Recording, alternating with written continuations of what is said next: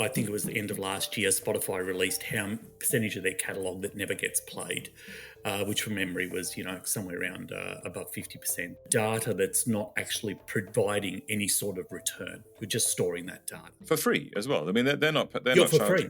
They're storing it on the hope that someone's going to want to hear that song, and no one wants to hear that song. So it really puts pressure on the artists that can't market their product as effectively as other artists, which ultimately I believe is the emerging artists and the smaller artists.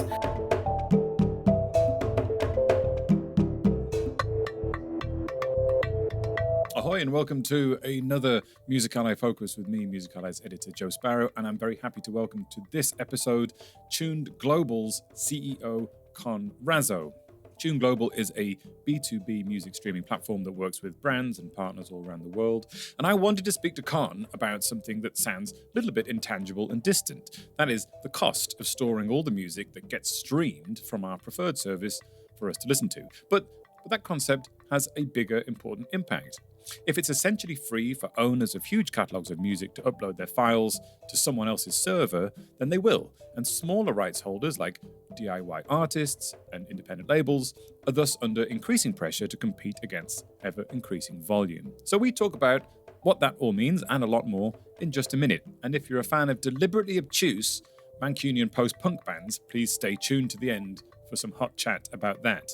Now, if you're not familiar with Music Ally Focus, it's a podcast that focuses on one music business story at a time, and thus it should be pretty quick. It should take about the same amount of time as Wu Zhou could hypothetically inflate 30 balloons by blowing air through the tear ducts of both eyes. Wu Zhou inflated one balloon to a diameter of 16 centimeters in 1 minute in 2011, a record that we think may not be beaten for a whole number of reasons. The main one being, why would you even do that? Anyway, talking of painfully inflating things, the number of tracks being uploaded to streaming platforms is skyrocketing for all sorts of reasons. And all of those songs carry a cost in two different ways: a storage and distribution cost, and also the pressure of competition to smaller artists. So Con and I chatted about whether DSPs should perhaps charge for storage and what the effects of that may look like for large and small rights holders. We also talked about a hypothetical future where there may be lots of small indie streaming platforms, a bit like there are lots of small independent labels. It's an interesting conversation, and here it is. So I'm very happy to welcome Tuned Global's MD, Con Raso, to the podcast. Hello, Con. Hey, Joe. How you doing? Yeah, good. Thanks for joining us. Nice to see you. Now, we're going to have a chat here about something which is quite an interesting and concept, which is the. It sounds. I'll be. Don't be insulted about this. It sounds kind of mundane, but actually, it's something which has quite far-reaching effects, and it's the increasing cost of storage and transmission of data of songs on various platforms, and it sort of has these wider effects on all sorts of people throughout that entire process, all the way down to artists and being paid and things like that. But before we get into that, can you just give us a little bit of quick, in a nutshell, context, who you are, what you do at Tuned Global, and what Tuned Global is? Yeah, sure. So I'm the CEO and I'm a founder of Tuned Global. We've been around for about 13 years or so. We are a B2B platform for people who are creating usually music streaming solutions. And so what that means is that we can provide turnkey solutions that include applications, TV interfaces, phone interfaces, etc. Or we can provide over 500 APIs for people who are really developing their own front ends, but they need all the infrastructure that goes along with music streaming. So we have about 130 million tracks on our system at the moment. And our clients really range right across the globe, and they range from startups in things like gaming or even medical, as well through to enterprise streaming services where we power telcos around the world and similar sort of organizations. Let's talk about this topic then, because and perhaps you can just get a bit of context and some figures around this. We often hear now this figure of, well, it's either 100,000, 120,000, depending on who you speak to, songs being uploaded every day to streaming platforms. That's the top line story. Of course, that figure is debatable. Depends what you consider a song, a track, and whether and how new is, right? But we often think about the impact of that on artists in terms of them competing with other artists uploading new songs or whatever for streaming income, right? But what is the top line impact, sort of beyond that, of a big global business when a huge number of new files are being uploaded and moved around every day? What's the impact on a business that involves a huge volume of data being stored and moved about? Yeah, I think it's both a technical challenge and a commercial challenge, right? I mean, companies at the end of the day are trying to turn a profit from what they're providing. You know, we see organizations such as Spotify that are still struggle to turn a profit, you know, so many years in with so many millions of subscribers. So the cost base is incredibly important to bring that down to the least possible to be able to achieve that outcome. I think it's even more so that when you're perhaps getting started and providing a niche streaming service or a broad-based streaming service, you really want to focus your efforts into marketing, not into all the infrastructure that goes along with providing a music service. So there's definitely how do you deal with these very large amounts of data flowing through that you need to store? And to put that into context for a sec, we get deliveries from all different labels every single day, from major labels through to independent labels.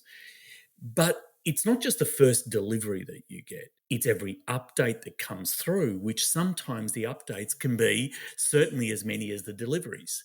And from our perspective, we not only have to store the original delivery for audit purposes, but we have to store every single update that ever came through.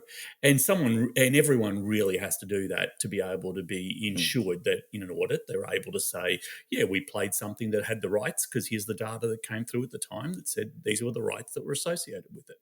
So it's incredibly impactful. And so finding a solution that can deliver predominantly commercially, but then is also, I guess, both technically robust and I'm going to say technically simple. That's going to be a crazy sort of word, but you know, Mm. how do you actually able to achieve these outcomes of reducing these costs on so much storage? And when we're talking about storage, we're probably talking about 35 to 40 terabytes per million tracks, right? So you're Right. talking about, in our situation, petabytes of data that is just music streaming being stored, right, on servers. Hmm. What's a sort of ballpark figure for how much it costs to store and deliver all this data? I mean, I guess there's a storage Yeah, cost, and then there's a sort of delivery, just like cost to the end yeah, user, right? distribution costs. Yeah, for sure. I think it really varies on the end solution and what the company's providing.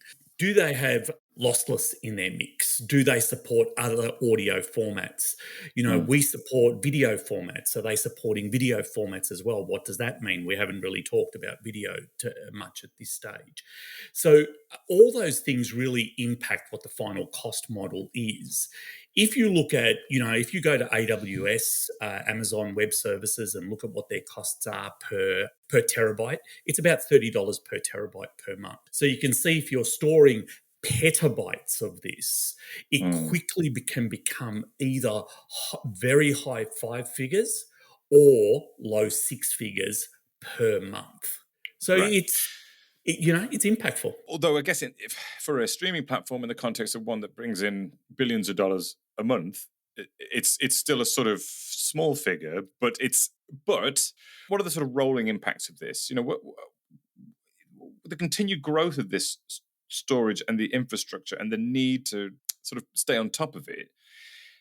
Does it, you know, from let's say from a let's say a small indie label perspective, they say, well, okay, Okay. we every year we upload to these streaming platforms maybe 100 songs, and that's a very small amount of individual files and data, right? It's pretty small. So they might feel like, well, how does this affect me, right? It's not like we have a catalog of 10 million songs, but so how does it affect artists and labels, and does it affect a certain size of artist and label more than other? Recently, I think it was the end of last year, Spotify released how percentage of their catalog that never gets played, which from memory was, somewhere around above 50% that never actually got used over a 12-month period. So you're now talking about analyzing as a business the data that's not actually providing any sort of return. You're just storing that data. For free as well. I mean, they're You're not for free. charging.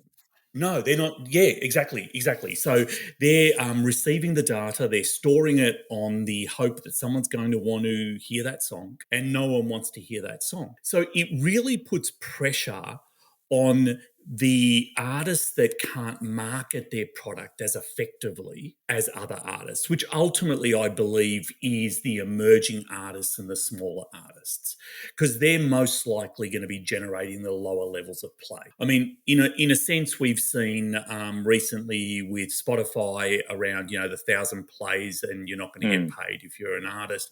And I think all these go towards, in that case, it's probably for different reasons and different commercial models. But I think that all these things will be impactful to those smaller artists. And services really have to question the value and quality of the content that they're bringing out and making available in the context of their whole business model. You mentioned earlier that number wasn't necessarily high, and I do agree with you. When you look at a Spotify, it's not that high. But when you look at, say, what the profit, the margin that some of these services are operating on, which is wafer thin, being able to save $1 million or more is still something worth looking at in that process. And certainly for emerging services, that's perhaps the difference between success and failure. We recently published a guest post on Music Ally, which is written by Martin Mills of Beggars Group, Darius van Armen of Secretly Distribution, and Stefan Bourdoiseau of Wagram Stories. Oh, and Emmanuel de Bourtel of Because Music, and it was a jointly written guest post. And these are obviously sort of notable players in the independent space. They argue that indie artists are being punished by the volume of songs being uploaded by huge catalog owners. This sort of fits in with the storage cost conversation, doesn't it? What do you think about that position? I think I think that certainly the larger catalog owners wield a lot of power. And so they have more influence on many things, including commercial models and experimenting with different commercial models and a whole bunch of other areas down that sort of space. I do think that I agree. I agree that as an indie artist, you have to be able to market yourself effectively.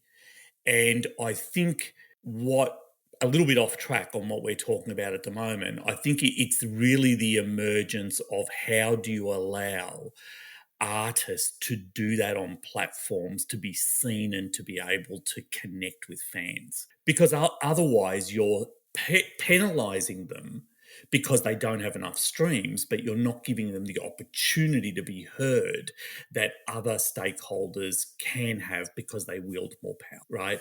Now, I do think there's indies and indies, right? So there's true independent artists that, are real micro artists that are publishing from various self-publishing platforms.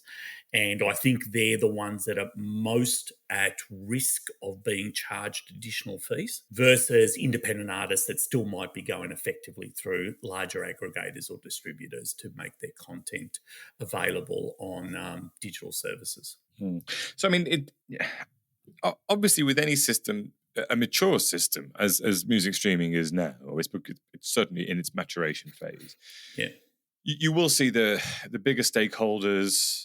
We have three major labels. They seem to be doing fine out of the current system because they have all this data, all these tracks, and they just move them from here over here, and then they say to the DSPs, "Okay, you look after them.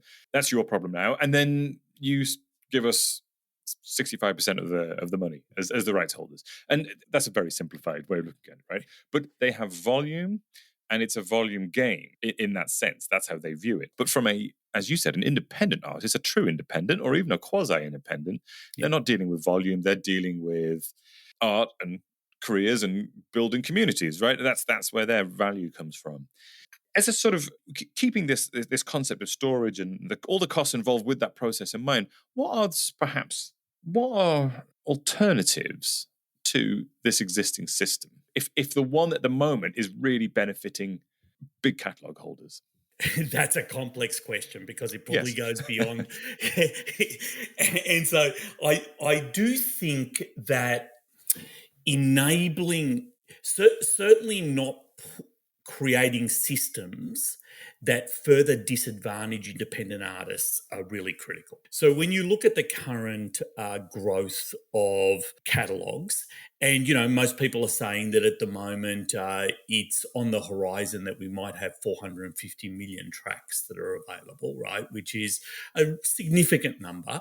And as we all know, whether generative AI plays a role in that or not over the next few years, I'm sure it will to an extent. To what extent, it's still a little bit of an unknown. I think all that drives certainly something that's on the table at the moment to say, should you charge people for storage of their catalogue, right? And so effectively, perhaps if a certain amount of streams occur, they don't get a charge, but otherwise they do get a charge or there is a flat charge. But as you mentioned earlier, really the people who are struggling the most will be penalized through that process, which is artists that just are emerging and they just want to start to get their product out there. So I think it's up to us to continue to innovate around also technical solutions that can reduce those costs. And I think they're out there, right? When you look at companies such as, Spotify, Apple Music, the huge ones, TikTok, etc., they are organizations that certainly have the scale to be operating their own infrastructure. But when you look at all the services around the world, and there's so many of them in every market, we're powering services in Greenland, Kazakhstan, Ethiopia. I mean, these are all services that have millions of users on them, right? In that process. And in those situations, I think we're still getting companies that approach us and say, "Oh, shall I build that infrastructure myself?" I don't think that's possible in the future. I think you have to find ways that you can group storage together and make it available, not only for commercial impacts like we discussed, but also for the environmental impact.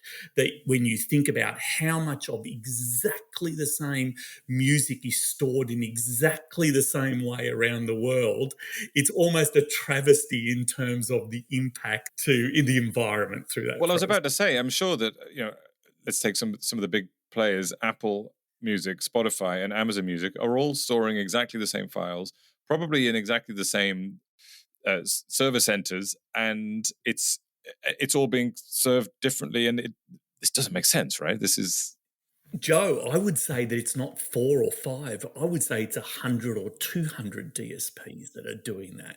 So it just is huge. Now, certainly companies like us play a role there because we can now centralize that.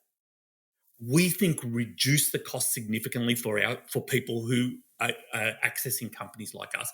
So it plays a role both in their commercial model and also in just the resource footprint that you put behind that. But beyond that, we're still talking about traditional systems there. I think some of the more really interesting things that we are experimenting with as well is decentralized storage, where it's encrypted and truly decentralized. And can we lower costs of storage through those processes? At the moment, I'm going to say that they're not strikingly lower, those decentralized costs at the moment. But we think that is certainly a pathway over the next 5 years. how does that work? Can you just explain the difference between, let's say, the standard, Sure. let's say, centralized storage model and a Yeah, decentralized model? Sure, sure. So in a centralized storage model where we have all the assets, we've probably got multiple copies of those assets for disaster reasons and all those sort of things. But we store those effectively on what people would see as traditional servers. Sure, they're in the cloud, but at the end of the day, they're spinning on some hard disk or something similar to that process. Mm-mm. And they're all together. So you have to secure them. You have to make sure that who has access to them, all these other elements that are really important, and the rights holders find as important. In a decentralized storage system, it's effectively that small chunks of those files are being stored all across the internet in people that participate within a decentralized storage system. Could be Right. individuals, could be corporations. They're all encrypted, and on their own, they're next to useless. So Okay. it becomes an incredibly secure model as well as a more So cost-effective anybody model. can become a sort of a small part of a giant global storage Abso- farm. A little bit like, I mean, I guess Absolutely. the analogy is cryptocurrency, isn't it? Becoming a node for something like that in that Certainly, regard. they're leading the way in a number of those elements, and Web Yeah. three is leading some of that way. But I do think the opportunities that they present. But you have to be constantly researching this and say, when we're at that 450 million tracks, how do you actually make sure that you're just as cost effective there as you are now? And as you mentioned at the start, this isn't the really fun marketing stuff about music, right? And the edge.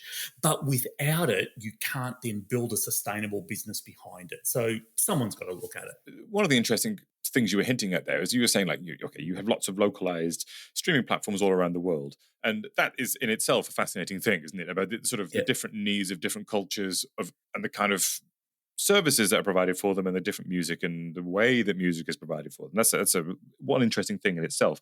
In the past, let's say in the 1980s, late 70s, 1980s, the rise of independent record labels, where people figured out that they could do it themselves and they could sign a contract on a napkin, press up a small number of pieces of vinyl, do the distribution themselves in a van around a couple of major cities, and sort of get something going there. I'm wondering if there's a parallel here. If we assume at the moment that music consumption is you open your phone, you pick one of four big name services, you subscribe to that one for a flat fee, and you get everything. That's it's normalized, but Yeah. that's not normalized in the other aspects of the music industry where we say, okay, I'm going to support this artist, this small independent label because I like their approach and what they're doing and the music they're making. And we sort of accept that that's different, that you won't walk into your, a big, if you do have a local record store left, a big one and find that specific record. You might have to mail order it. You might have to do it some other way. Could we be entering a phase where there's some bespoke streaming platforms like that for a small niche audience, and what would they look like, and what would their sort of payment structure be, and how would that work? This is the stuff I really love. So thanks Okay. for asking the question. You're welcome. I think what's really interesting at the moment is that first of all, absolutely, you look at even what Apple's doing with their classical music service versus their traditional music service, and they're actually brought out something because they understand that that audience wants a different experience than the traditional Apple Music audience. So it really comes down to not just the music, but I guess the interfaces, what's important to you when you do these things. I guess, my big prediction of the future and where the opportunities are probably in the future is I certainly think that the evolution and where we're seeing AI potentially play a role within interfaces and essentially abstract the interface from the user service that's from behind it. So now you can subscribe to something that's highly specialized, but the interface that you receive may be a single interface, an AI generated interface that's in there in that purpose. I would say the reason why people don't, whenever you think of multiple streaming services, similar, say, to movie streaming services, we all know about app fatigue. Can we get someone else to download another application? What about if that doesn't matter? What about if people can just access their phone to get to the music they want, but the service they subscribe to really hones in on the music they love and presents it in a way that's possible? So I think that API economy from those DSPs, how they make their music and services available to be consumed in different interfaces, certainly will be something that's really interesting in the future. Will the major players go down that route? Wouldn't have any clue on that. But certainly, I would see that the variety of niche streaming services that we're providing that have a real demand across the globe would certainly benefit from that. So I do think there's a lot happening in technology today that only allows for more niche services, not less, right? Going back to that guest post I mentioned by Martin Mills et al., one suggestion that really stood out for me was they said, well, look, hey, they're of course approaching this from the perspective of indie artists are getting crushed by catalog. And I'm hearing this, by the way, from if I talk to independent labels, they're saying to me, well, we're streaming has been good to us for the last, let's say, 8 to 10 years. And now we're starting to feel the squeeze again because there's so much volume out there and it's pushing us out sort of imperceptibly out of playlists. And because every song is as valid as any other song on a streaming platform, when you start to pump in this huge volume, we're getting squeezed out and all of a sudden our income is shrinking a bit. Now, and I think that's a position that anybody who loves music can sort of feel sympathetic to, because we need these new entrants and we need passionate people who are supplying a lot of different music to the market.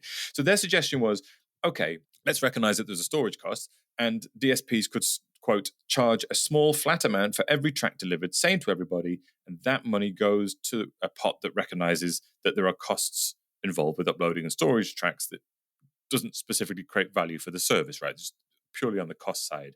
And of course, for independent artists, if you say, okay, it's going to cost you a dollar a year to store a track on a streaming platform, it's small beer, right? But for a company dumping 50,000 tracks a week or more, it's suddenly the costs mount up. Do you think that this is a sort of approach that could work? I think when you start looking at the potential of generative AI flooding that market to be able to take a percentage of pool-based revenue, if it's pool-based from the service, and now incurring a cost on a product that's not necessarily going to get them that return, I think that's a really interesting angle.